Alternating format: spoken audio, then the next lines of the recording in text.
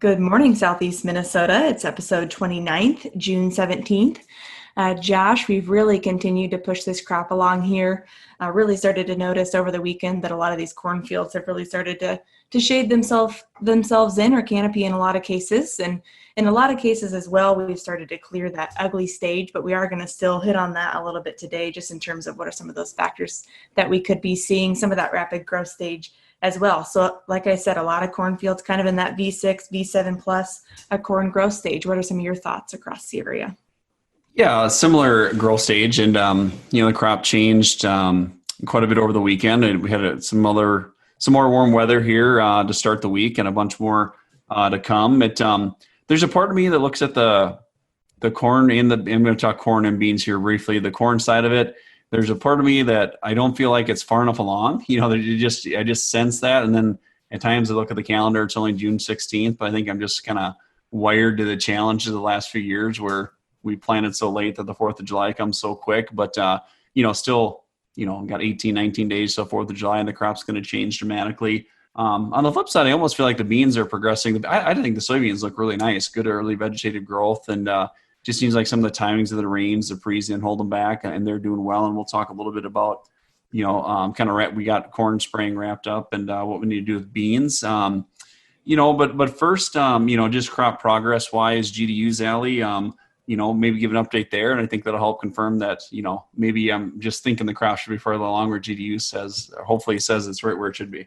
Yeah, if we hit on the GDU side of things, we're actually sitting really well. So out of Preston, Minnesota, from that 420 planning date, we've accumulated about 655 GDUs. That's plus 59 above the average. And if we look at crop stage wise, where that should put us, if we're going by the book, once you reach about 610 GDUs, you're getting closer to that V8 stage, which as you walk those earliest planted fields, certainly sitting right about where we should be sitting stage wise in terms of those GDUs. But we've talked about, so we are pushing along above heat wise where we typically sit, but a lot of these fields that we've started walking in these past week, we've maybe started to encounter some of those corn plants that are wrapped, twisted.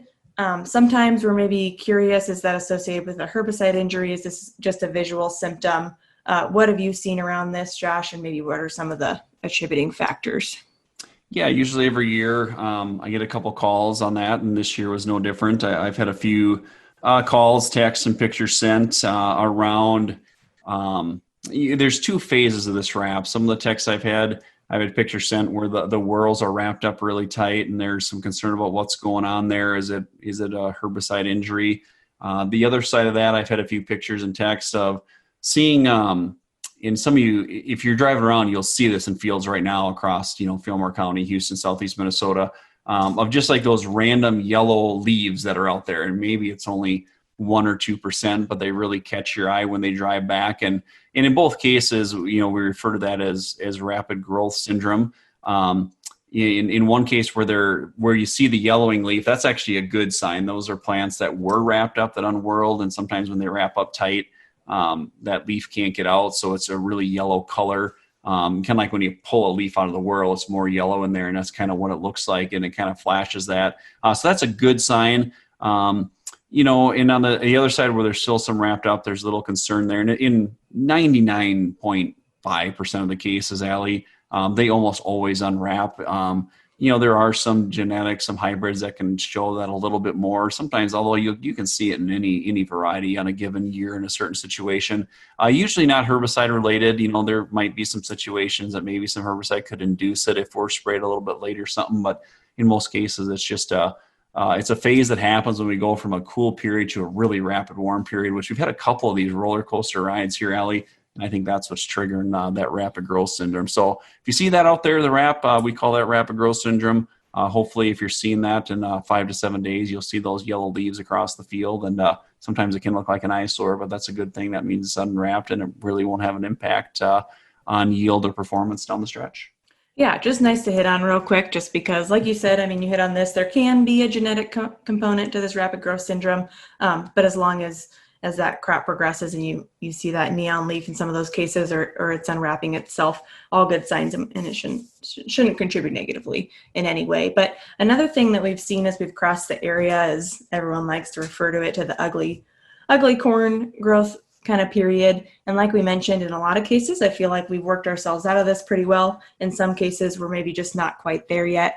The thing in my mind that I've seen contributing to this in maybe a larger way is some of those different residue patterns. I mean, you started to see those from the road in some cases, just more of that yellow appearance in some of those cases where the heavy residue was in the row a little bit more than others.